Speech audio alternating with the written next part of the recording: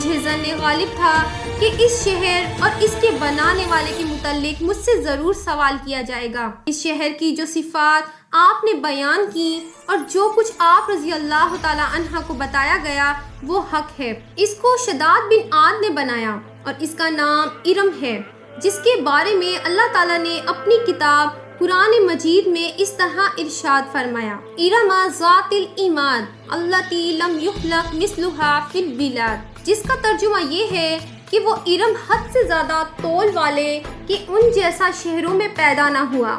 امیر المومنین حضرت سیدنا امیر معاویہ رضی اللہ تعالی عنہ نے فرمایا: اے کعب رضی اللہ تعالی عنہ، اللہ عز و جل آپ رضی اللہ تعالی عنہ پر رحم فرمائے، اس کے متعلق ذرا تفصیل سے بتائیے۔